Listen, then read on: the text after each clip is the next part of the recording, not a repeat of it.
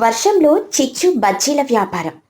పక్షుల గ్రామంలో ఆ రోజు ఉదయం నుండి ఆకాశం దట్టమైన నల్లటి మబ్బులతో కమ్ముకునుంది. ఉరుములు మెరుపులతో భయంకరమైన వర్షం మొదలైంది. ఎడతెరపి లేకుండా కురుస్తున్న ఆ వానకు అడవంతా నీళ్లతో నిండిపోయింది. ఆకాశంలో మెరుపులు వచ్చినప్పుడల్లా అడవంతా పగలులాగా వెలిగిపోతోంది. వెంటనే వచ్చే ఉరుముల శబ్దానికి చెట్లు కూడా వణికిపోతున్నాయి. తుని తన ఇంటి లోపల బుజ్జితో కలిసి కూర్చొని బయటపడుతున్న వర్షాన్ని చూస్తుంది. బుజ్జి, చూసావా ఆకాశంలో ఉరుములు మెరుపులు ఎలా భయపెడుతున్నాయో? ఉదయం నుండి ఈ వర్షం ఆగేలా లేదు. ఒక్కోసారి మెరుపు వచ్చినప్పుడు కళ్ళు బయర్లు కమ్ముతున్నాయి. ఆ వెంటనే వచ్చే ఉరుము శబ్దానికి చెవులు కింగురుమంటున్నాయి. ఈరోజు అడవిలో ఏ పక్షి కూడా బయటికి వెళ్లే పరిస్థితే లేదు. అవును, ఆ ఉరుముల శబ్దానికి నాకు చాలా భయంగా ఉంది. బయటంతా భయంకరంగా ఉంది కదా. మన ఇల్లు ఈ గాలివానికి తట్టుకుని నిలబడుతుందా అమ్మా? నాకు చలిగా కూడా ఉంది. భయపడకు తల్లి, మన ఇల్లు నేను చాలా గట్టిగా దట్టమైన ఆకులతో కట్టాను. ఎన్ని ఉరుములొచ్చినా, ఎంత పెద్ద వర్షం పడినా మన ఇంటికి ఏమీ కాదు. కానీ ఈ వాన ఎప్పుడు తగ్గుతుందో అర్థం కావడం లేదు. చల్లటి గాలి లోపలికొస్తుంది పుచ్చి.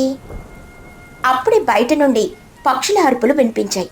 వర్షంలో తడుస్తూ ఊరి పెద్ద మాహి, ఆమె వెనకాలే లూసి, కుహు, చోటు, పన్ను అందరూ ఒకేసారి తుని ఇంటి లోపలికి వచ్చారు. అందరూ నీళ్ళల్లో మునిగి లేచినట్లుగా పూర్తిగా తడిసిపోయి వణుకుతున్నారు. తుని, నీ ఇల్లు కొంచెం పెద్దది, చాలా భద్రంగా ఉంటుంది కదా అని మేమందరం ఇక్కడికి వచ్చాం. ఈ వర్షం చూస్తుంటే అడవిని ముంచేసేలా ఉంది. ఎవరిళ్లలో వాళ్ళు ఉండలేకపోతున్నారు. నా ఇల్లు సగం కారిపోతుంది. నేను పూర్తిగా తడిసిపోయి వణికిపోతున్నాను. ఈ ఉరుములు మెరుపులు చూస్తుంటే ప్రాణాలు పోయేలా ఉన్నాయి తుని. నా బాధ ఎవరితో చెప్పుకోవాలి తుని? ఈ బురదవానలో నేను పూర్తిగా తడిసిపోయి మొత్తగా అయిపోయాను. నా ఒళ్ళంతా బరువుగా అయిపోయింది. నేను అస్సలు ఎగరలేకపోతున్నాను. నాకు చాలా చలిగా ఉంది. వాన నీళ్లు పడి పడి నాకు జలుబు చేసేలా ఉంది. నా గొంతు పూర్తిగా గడ్డగట్టుకుపోయింది మహి గారు. ఈ చలిగాలికి నా ఊపిరితిత్తుల్లో నీళ్లు చేరినట్లు ఉన్నాయి. నేను సరిగ్గా మాట్లాడలేకపోతున్నాను. ఈ వర్షం ఇలాగే పడితే నా పాటలు పూర్తిగా ఆగిపోతాయి. నా ఒళ్ళంతా ఉరికిపోతుంది తుని. ఏదైనా వెచ్చగా తగులుతుంటే నేను బ్రతకలేను. నా పరిస్థితి కూడా అంతే కుహు. నా ఇల్లు కూడా కురుస్తుంది. నా కొడుకు బన్ను వాన నీళ్ళకి తడిసిపోయి చలితో ఏడుస్తున్నాడు. వాడిని వెచ్చగా ఉంచడానికి ఏ దారి కనిపించక ఇక్కడికి తీసుకొని వచ్చాను. వర్షం ఇంకా పడుతూనే ఉంది. ఏమాత్రం తగ్గడం లేదు. అంటే నాకు చాలా చలిగా ఉంది. నా ముక్కు కూడా గట్టకట్టుకుపోతుంది. ఈ వాన ఎప్పుడు ఆగుతుందంటే నాకు చాలా ఆకలిగా కూడా ఉంది. పండ్లు తినాలని లేదు. ఏదైనా వేడిగా కారంగా తినాలని ఉందా అంటే? నాకు కూడా చాలా ఆకలిగా ఉంది. ఈ చలికాలకి వేడి వేడిగా ఏదైనా తినాలని ఉంది. ఏం చేద్దాం? అవును మిత్రులారా, అందరికీ చలిగా ఆకలిగా ఉంది. నేనేదైనా సూప్ లాంటిది చేద్దాం అనుకున్నాను. కానీ నా దగ్గర ఉన్న ఎండు పుల్లలు నిన్నటితో అయిపోయాయి. బయట చూస్తే ఏ పుల్ల పొడిగా లేదు. ఇప్పుడు ఎలా ఉండాలో నాకు అర్థం కావడం లేదు. అందరూ విచారంగా మాట్లాడుకుంటున్న సమయంలో వర్షంలో తడుచుకుంటూ చిచ్చు మరియు చిన్ను అక్కడికొచ్చారు. చిచ్చు రాగానే లోపలున్న పరిస్థితిని, అందరి ముఖాల్లో ఉన్న ఆకలిని గమనించింది. ఆమె బుర్రలో వెంటనే ఒక వ్యాపార ఆలోచన మెరిసింది. మిత్రులారా, ఈ వానలో మీరంతా ఎంతగా వణికిపోతున్నారో నేను చూస్తున్నాను. ఈ చలికి అందరికీ వేడి వేడిగా కారంగా కరకరలాడేవి తినాలని ఉంది కదూ. కానీ తుని దగ్గర పుల్లలు లేవు అంటుంది. మీరు అసలు కంగారు పడకండి. మీ ఆకలి తీర్చడానికి నేను ఈరోజు ఒక కొత్త వ్యాపారం మొదలు పెట్టబోతున్నాను. వ్యాపారమా? ఈ భయంకరమైన వర్షంలో వ్యాపారం ఏంటి చిచ్చు? ఉరుములు మెరుపులతో అడవి అల్లకల్లోలంగా ఉంటే నువ్వేం అమ్ముతావు? నేను వేడి వేడి అడవి గెలిసి బజ్జీలు అమ్ముతాను మహి గారు. ఈ వానలో చలికి వణుకుతున్న మీకు ఆ ఘాటైన వేడి బజ్జీలు తింటే ప్రాణం లేచొస్తుంది. వర్షం పడుతుంటే వేడి బజ్జీలు తినడం ఎంత అద్భుతంగా ఉంటుందో నేను మీకు రుచి చూపిస్తాను. బజ్జీలా? అవేంటి చిచ్చు? మన పక్షుల గ్రామంలో ఎవరు ఎప్పుడు అలాంటివి చేయనేలేదే. వానలో తడుస్తూ నువ్వు బజ్జీలు ఎలా చేస్తావు? అదే నా తెలివిలోసే. తుని ఇల్లు పక్కనే ఒక పెద్ద బండరాయి గుహ లాంటిది ఉంది. అక్కడ వర్షం పడదు. నేను ముందే ఆలోచించి నిన్న పగలు ఎండగా ఉన్నప్పుడే కొన్ని ఎండ పుల్లలో ఆ గుహలో దాచిపెట్టాను. నా దగ్గర అడవి గెనుసు గడ్డలు, అడవి శనగల పిండి, కొండ ఉప్పు, కారమైన మిరియాల పొడి అన్ని సిద్ధంగా ఉన్నాయి. వా చిచ్చు, నువ్వెప్పుడూ ఒక అడుగు ముందే ఉంటావు. కానీ బజ్జీలు వేయడానికి నూనె, పాత్రలు కావాలి కదా. మన దగ్గర అవి లేవు కదా. దానికి కూడా నేను ఒక దారి ఆలోచించాను తుని. అడవిలో దొరికే వాల్నట్స్ని గట్టిగా నూరితే నూనె వస్తుంది. ఆ నూనెను నేను ఒక ఆకు తొన్నెలో దాచాను. అలాగే పాత్రకు బదులుగా నేను మంట పైన ఒక నున్నటి పలచటి బండరాయిని పెడతాను. అది వేడెక్కాక దాని మీద నూనె రాసి ఈ గెనుసు ముక్కలను పిండిలో ముంచి ఆ రాయి మీద కాలుస్తాను. అప్పుడే వేడి వేడి బజ్జీలు సిద్ధమవుతాయి. నీ ఐడియా చాలా అద్భుతంగా ఉంది చిచ్చు. నువ్వు త్వరగా బజ్జీలు వెయ్యి. నా కొడుకు ఆకలితో ఏడుస్తున్నాడు. మాకు ఎన్ని బజ్జీలైనా మేము కొనుక్కుంటాము. ఇదే కదా నాకు కావాల్సిందే. నా వ్యాపారానికి గిరాకీ మొదలైంది. చిన్న నువ్వు వెళ్ళి ఆ గుహలో మంట వెలిగించు. నేను ఈ గెనుసు గడ్డలను పలచటి ముక్కలుగా కోసి శనగపిండి, మిరియాల పొడి, ఉప్పు, కొంచెం నీళ్లు కలిపి బజ్జీల పిండిని సిద్ధం చేస్తాను. సరేనమ్మా, నేను ఇప్పుడే వెళ్ళి ఆ గుహలో ఉన్న పుల్లలతో మంట పెడతాను. చిన్ను వేగంగా వెళ్లి గుహలో మంట పెట్టాడు. చిచ్చు ఎంతో నేర్పుగా గెనుసు కట్టెలను సన్నగా పలుచగా కోసింది. ఒక పెద్ద తామరాకులో శనగపిండి, మిరియాల పొడి, ఉప్పు వేసి తగినన్ని నీళ్లు కలిపి చక్కటి పిండిని తయారు చేసింది. ఆ గుహ లోపల మంట మీద ఉన్న ఆ పలచటి బండరాయి అప్పటికే బాగా వేడెక్కింది. బయట ఉరుములు మెరుపులతో వర్షం భయంకరంగా పడుతూనే ఉంది. కాని ఆ గుహలో నుండి వస్తున్న మంట వెలుతురు అందరికీ కొంచెం ధైర్యాన్నిస్తుంది. రండి కస్టమర్లారా, రండి. నా బజ్జీల దుకాణం ప్రారంభమైంది. అందరూ ఈ గుహ దగ్గరకు వచ్చి చలి కాచుకుంటూ బజ్జీలు ఎలా కాలుతున్నాయో చూడండి. పక్షులన్నీ వానలో తడవకుండా నెమ్మదిగా ఆ గుహ వైపుకు వచ్చాయి. మంట వెచ్చదనం తగలగానే అందరికీ చాలా హాయిగా అనిపించింది. ఈ మంట దగ్గర చాలా వెచ్చగా ఉంది చిచ్చు. నా వణుకు కొంచెం తగ్గింది. ఇప్పుడు బజ్జీలు ఎలా వేస్తావో చూపించు. చూడండి మహిగారు, ముందుగా వేడెక్కిన బండరాయి మీద ఈ వాల్నట్ నూనెను కొద్దిగా రాస్తున్నాను. రాయి మీద నూనె కొంచెం పడగానే చుయ్యమని శబ్దం వచ్చింది. ఇప్పుడు ఈ గెనుసు ముక్కను నా కారపు పొడిలో బాగా ముంచి ఆ వేడి రాయి మీద పెడుతున్నాను. చిచ్చు వరుసగా 10 గెనుసు ముక్కలను పిండిలో ముంచి ఆ వేడి రాయి మీద పెట్టింది. ఆ వేడికి బజ్జీలు కాలుతూ అడవి మిరియాల ఘాటు, శనగపిండి కమ్మదనం కలిసి ఒక అద్భుతమైన సువాసన గుహంతా మరియు తుని ఇంటి చుట్టుపక్కల వ్యాపించింది. అబ్బా, ఏమిటి వాసన! నా ముక్కు రంధ్రాలు తెరుచుకున్నాయి. ఈ చలిగాలికి ఆ కారపు సువాసన నాకు విపరీతమైన ఆకలిని పుట్టిస్తోంది. తొందరగా కాల్చి చిచ్చు, నేను ముందుగా కొంటాను. నా గొంతు మంటకి ఈ సువాసన ఒక మందులాగా పనిచేస్తుంది. ఈ బజ్జీలు చూస్తుంటేనే నాకు నోట్లో నీళ్లు ఊరుతున్నాయి. వర్షం ఎంత పడినా నేను ఇక్కడే కూర్చొని బజ్జీలు తింటాను. అంటే నాకు ఆ బజ్జీలు కావాలంటే నా కడుపులో ఎలుకలు చాలా గట్టిగా పరిగెడుతున్నాయి. ఆ వాసన పీల్చుకుంటేనే నా చలి తగ్గిపోయింది. అవును, నాకు కూడా కావాలి. ఆ బజ్జీలు ఎర్రగా దూరగా కాలుతున్నాయి. చూడ్డానికి భలే ఉన్నాయి. అందరికీ ఇస్తాను, కానీ ముందుగా నా వ్యాపార నియమాలు చెప్తాను వినండి. ఈ బజ్జీలు ఊరికే రావు. 2 బజ్జీలకు ఒక మంచి మెరిసే రంగురాయి లేదా ఒక రుచికరమైన అడవి బాదం గింజ ఇవ్వాలి. ఎవరికైనా ఇష్టమేనా? ఈ చలిలో మా ప్రాణాలు నిలబెడుతున్నావు చిచ్చు. నీ తెలివికి, నీ కష్టానికి ఆ మాత్రం ధర ఇవ్వకపోతే ఎలా? ఇదిగో తీసుకో. నా దగ్గరున్న 2 అడవి బాదం గింజలు ఇస్తున్నారు. నాకు ముందుగా 4 బజ్జీలు ఇవ్వు. ధన్యవాదాలు మహిగారు. చిన్న ఆ గింజలు తీసుకుని మన ఆకు గల్లా పెట్టెలో వెయ్యి. ఇదిగో మహిగారు, మీ 4 వేడి వేడి బజ్జీలు. మహి ఆ బజ్జీలను తీసుకుని కొంచెం ఊదుకొని ఒక చిన్న ముక్క కొరికింది. వావ్ చిచ్చు, అద్భుతం! ఈ బజ్జీ లోపల కెనుసు మెత్తగా ఉడికింది. పైన పిండి కరకల్లాడిపోతుంది. ఆ మిరియాల కారం గొంతులోకి వెళ్తుంటే ఈ వర్షపు చలి ఎక్కడికో పారిపోయింది. నీ వ్యాపారం నెంబర్ 1. నాకు కూడా ఇవ్వు చిచ్చు. ఇదిగో నా దగ్గర ఉన్న ఒక మెరిసే నీలం రంగురాయి. నాకు 2 బజ్జీలు ఇవ్వు. లూసీ బజ్జీ తీసుకుని వేగంగా తినేసింది. నా వణుకు పూర్తిగా తగ్గిపోయింది చిచ్చు. కారం చాలా అద్భుతంగా ఉంది. ఈ వానలో తడిసిన బాధంతా కూడా మర్చిపోయాను. ఈ బజ్జీలు నిజంగా అమృతంలాగా ఉన్నాయి. చిచ్చు, ఇదిగో నా దగ్గరున్న పసుపు రంగు రాయి. నాకు 2 బజ్జీలు ఇవ్వు. బన్నుకి బాగా ఆకలిగా ఉంది. చిచ్చు చోటుకి బజ్జీలిచ్చింది. బన్ను ఆ బజ్జీని ఎంతో ఇష్టంగా తిన్నాడు. సూపర్ అంటే నాకు ఈ బజ్జీలు చాలా బాగా నచ్చాయి. ఇంకొకటి తినాలనుంది. అందరూ అలా తమ దగ్గరున్న రాళ్ళు, గింజలు ఇచ్చి చిచ్చు దగ్గర బజ్జీలు కొనుక్కొని ఆనందంగా తింటున్నారు. గుహలో మంట, వెచ్చదనం, చేతిలో వేడి బజ్జీలు. ఆ వాతావరణం పక్షులందరికీ ఎంతో సంతోషాన్నిచ్చింది. కాని ఒక మూల బుజ్జి మరియు బన్ను విచారంగా కూర్చొనుంటారు. వాళ్ళ చేతుల్లో ఉన్న బజ్జీలు అయిపోయాయి. కాని వాళ్ళకి ఇంకా తినాలనుంది. వాళ్ళ దగ్గర చిచ్చుకి ఇవ్వడానికి రాళ్ళు కాని, గింజలు కాని లేవు. నాకింకా బజ్జీలు తినాలనుంది, కానీ నా దగ్గర ఆంటీకి ఇవ్వడానికి ఏమీ లేవు. ఆ బజ్జీల వాసన చూస్తుంటే నా ఆకలి ఇంకా పెరుగుతుంది. అవును, నా దగ్గర కూడా రాళ్ళు లేవు. చిచ్చు ఆంటీ ఊరికే అడిగితే కోపడుతుంది కదా. మనం ఆ వాసన చూస్తూ కూర్చోవాల్సిందే. పిల్లలిద్దరూ చాలా విచారంగా మాట్లాడుకోవడం చిచ్చు గమనించింది. వ్యాపారంలో ఖచ్చితంగా ఉండే చిచ్చు ఆ పిల్లల ముఖాలు చూడగానే ఆమెలోని జాలిగుణం బయటకొచ్చింది. ఆమె ఇంకో 4 బజ్జీలు వేడిగా కాల్చి ఒక ఆకులో పెట్టుకుని పిల్లల దగ్గరకు వచ్చింది. ఏంటి పిల్లలు చాలా విచారంగా కూర్చున్నారు? నా బజ్జీలు నచ్చలేదా? చాలా నచ్చాయి ఆంటీ, కానీ మా దగ్గర కొనుక్కోడానికి రాళ్ళు లేవు, అందుకే చూస్తూ కూర్చున్నాము. చిచ్చు చిరునవ్వు నవ్వుతూ, ఓ పిచ్చి పిల్లలు, వ్యాపారం ఎవరితో చేయాలో, ఎవరికి ఉచితంగా ఇవ్వాలో నాకు బాగా తెలుసు. పెద్దవాళ్ళ దగ్గర రాళ్ళు ఉంటాయి కాబట్టి అడిగాను. మీలాంటి చిన్న పిల్లల కడుపు నింపడం నా బాధ్యత. ఇదిగో ఈ 4 బజ్జీలు మీ ఇద్దరికి. దీనికి మీరు ఏమి ఇవ్వని అవసరం లేదు. కడుపు నిండా తినండి. ఆ మాట వినగానే బుజ్జి పన్నుల ముఖాలు ఆనందంతో వెలిగిపోయాయి.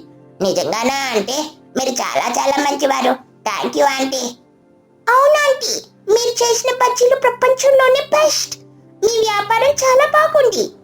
చిచ్చు, నువ్వు వ్యాపారంలో ఎంత చురుగ్గా ఉంటావో నీ మనసు కూడా అంతే దయతో ఉంటుంది. ఈ పిల్లలకి బజ్జీలు ఇచ్చినందుకు చాలా సంతోషంగా ఉంది. అవును తుడే, ఈ వర్షం ఉరుములు మెరుపులు ఉదయం నుండి మమ్మల్ని భయపెట్టాయి. కానీ చిచ్చు సమయస్ఫూర్తి వల్ల, ఆమె ఆలోచన వల్ల ఇప్పుడు మనందరికి కడుపు నిండా వేడి ఆహారం దొరికింది. ఈ రోజు మన పక్షుల గ్రామంలో చిచ్చు బజ్జీల వ్యాపారం ఒక పండుగలాగా మారిపోయింది. నా గొంతు ఇప్పుడు పూర్తిగా బాగైంది మహి గారు. ఈ వేడి బజ్జీల కారం నా గొంతును క్లియర్ చేసింది. నేను ఇప్పుడు వానదేవుణ్ణి కీర్తిస్తూ ఒక మధురమైన పాట పాడతాను, వినండి. కుహు ఎంతో ఆనందంగా ఒక పాట పాడింది. ఆ గుహలో ఉన్న పక్షులన్నీ బజ్జీలు తింటూ వెచ్చగా కూర్చొని ఆ పాటను ఆస్వాదించాయి. బయట వర్షం ఎంత ఉగ్రరూపం దాల్చుతున్నా ఆ గుహలో ఉన్న పక్షుల మధ్య ఉన్న ఐక్యమత్యం, సంతోషం ముందు ఆ ప్రకృతి కోపం కూడా చిన్నపోయింది. ఆ ఎండాకాలపు భయంకరమైన వర్షంలో చిచ్చు బజ్జీల వ్యాపారం అందరికీ ఒక గొప్ప మధురమైన జ్ఞాపకాన్ని మిగిల్చింది. ఈ కథలోని నీతి ఏంటంటే, ప్రకృతి ఎంత ప్రతికూలంగా ఉన్నా తెలివిగా సమయస్ఫూర్తితో ఆలోచిస్తే ఏ సమస్యకైనా పరిష్కారం దొరుకుతుంది. వ్యాపారంతో పాటు తోటివారిపై జాలి, దయ చూపించడం ఒక మంచి వ్యక్తి లక్షణం. పక్షుల గ్రామంలో ఎండాకాలం ముగిసి వర్షాకాలం మొదలయ్యే సూచనలు కనిపిస్తున్నాయి. ఆకాశంలో అప్పుడప్పుడు నల్లటి మబ్బులు కమ్ముకుంటున్నాయి. చల్లటి గాలి వీస్తోంది. పక్షులన్నీ తమ తమ పాత గూళ్లను, ఇళ్లను బాగు చేసుకునే పనిలో పడ్డాయి. ఎవరు కూడా పెద్దగా ఆందోళన పడడం లేదు. కేవలం పైన ఆకులు కప్పుకోవడం, గడ్డితో రంధ్రాలు పూడ్చుకోవడం లాంటి చిన్న చిన్న పనులు చేస్తున్నారు. కాని తుని పిచ్చుక మాత్రం చాలా ఆందోళనగా ఆకాశం వైపు, ఊరి పక్కనే ఉన్న పెద్ద చెరువు వైపు చూస్తోంది. బుజ్జి, నాకు చాలా భయంగా ఉంది. ఈ సంవత్సరం ఆకాశంలో మబ్బులు చూస్తుంటే మామూలు వర్షాలు పడేలా లేవు. కుంభవృష్టి కురిసేలా ఉంది. పైగా మన ఊరి చెరువుకి చాలా దగ్గరగా పల్లంలో కూడా ఉంది.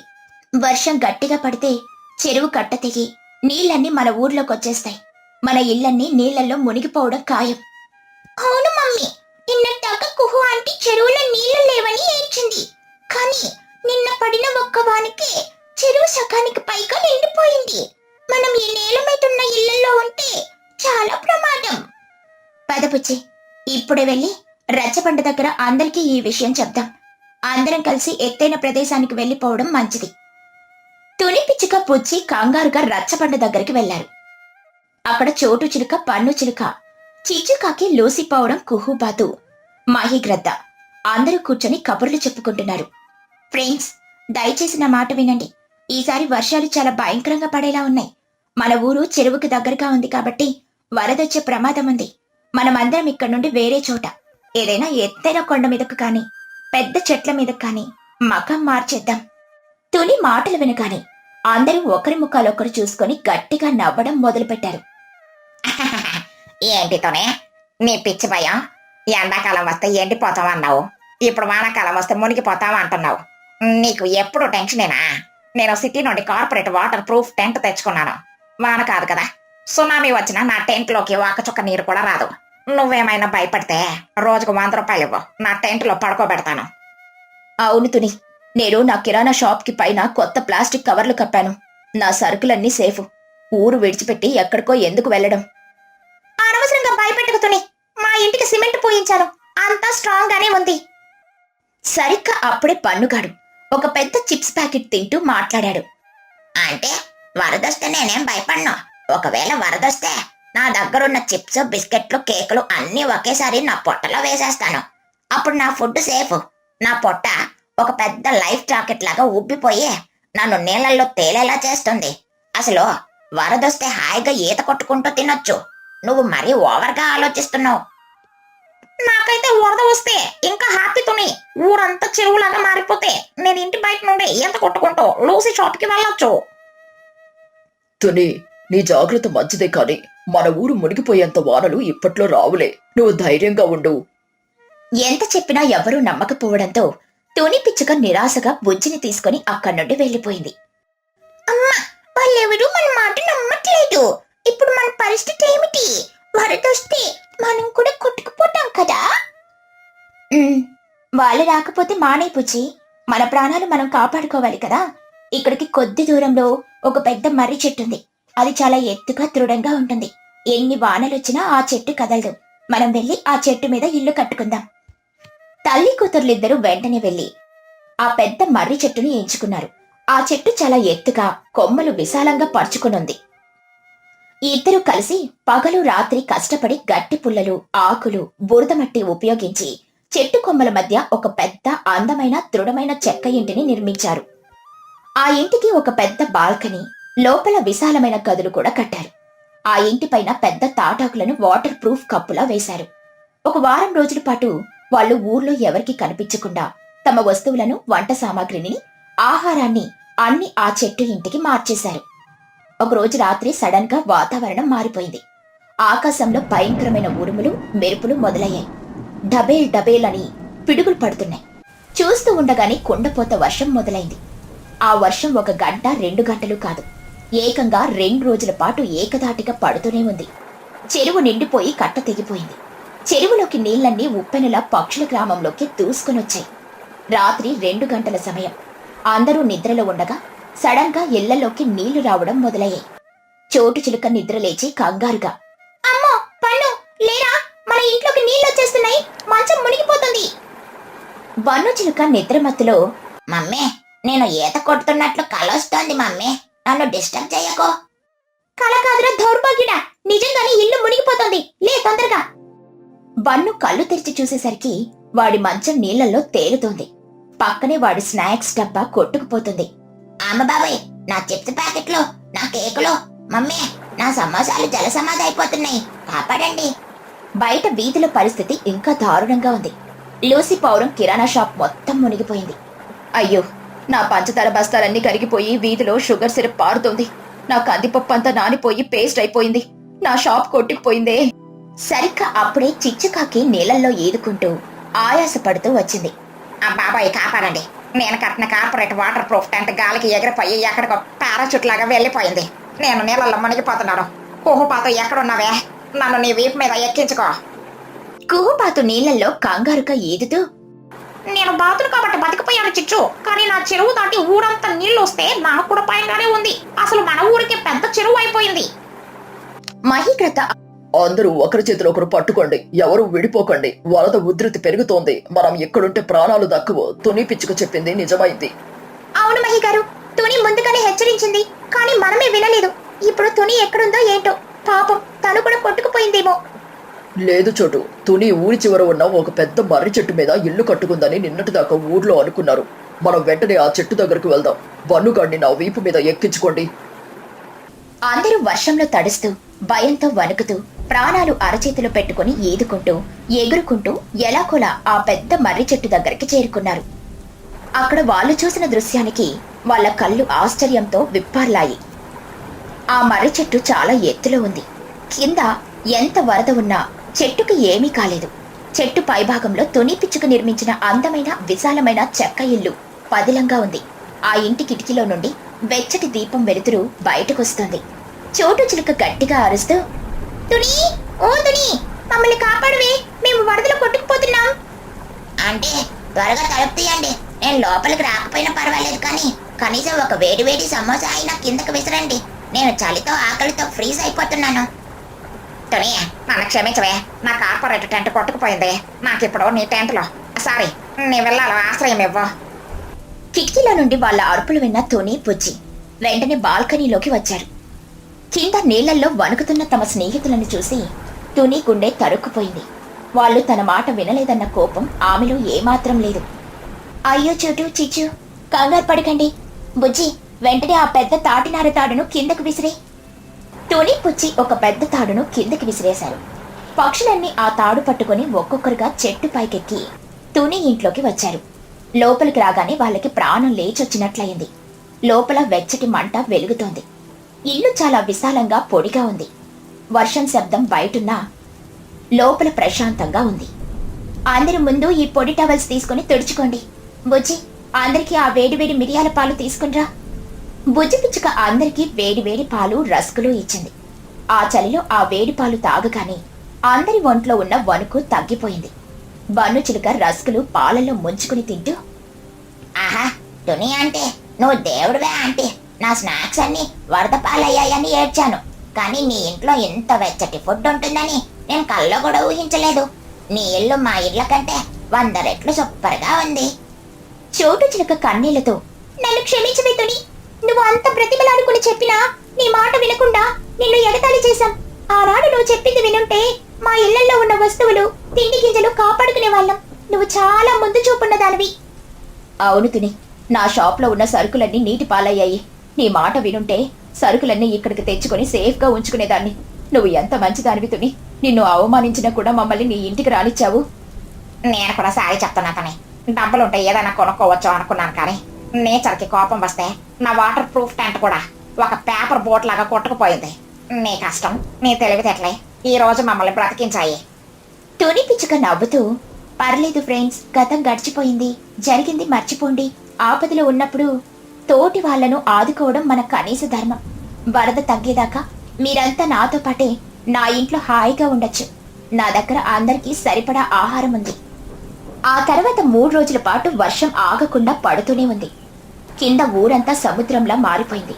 కానీ తుని చెట్టు ఇంట్లో మాత్రం వాతావరణం పండుగలా ఉంది. అందరూ కలిసికట్టుగా పనులు చేసుకున్నారు. పగలు అందరూ కలిసి ఆటలాడుకునేవారు. రాత్రికి తుని చోటు కలిసి వేడివేడి పకోడీలు, బజ్జీలు వేసేవాళ్లు. బన్నుగాడు ఆ బజ్జీలు తింటూ తన కామెడీ డైలాగ్స్ తో అందర్నీ నవ్వించేవాడు. ఒకరోజు రాత్రి భోజనాలు చేస్తూ అందరూ తమ అనుభవాలు పంచుకుంటున్నారు. తుని, ఈ 3 రోజులు మీ ఇంట్లో ఎలా గడిచిపోయాయో కూడా తెలియలేదు. బయట అంత పెద్ద తుఫానున్నా లోపల మనమంతా ఒకే కుటుంబంలా కలిసిపోయాం. ఈ వరద మన ఇళ్లను ముంచేసినా మన మనసులను మాత్రం ఏకం చేసింది. నిజమే మహి గారు, నేను ఊరికే నా చెరువు, నా ఇల్లు అనుకునేదాన్ని. కానీ అందరం ఇలా కలిసికట్టుగా సరదాగా బజ్జీలు తింటూ కబుర్లు చెప్పుకుంటూ గడపడంలో ఉన్న ఆనందం నాకిప్పుడు తెలిసింది. నేను కూడా ఒక నిజం చెప్తాను వినండి. ఈసారి ఎండాకాలంలో మళ్ళీ ఐస్ వాటర్ బిజినెస్ మొదలు పెడదామని అనుకున్నాను, కానీ ఈ వరద దెబ్బకి నా బిజినెస్ ప్లాన్ అన్ని కదా వరదలో కొట్టుకుపోయాయి. ఇక నుండి నేను ఎలాంటి దొంగ వ్యాపారాలు చెయ్యను. అందరితో ఇలాగే ఫ్రెండ్లీగా ఉంటాను.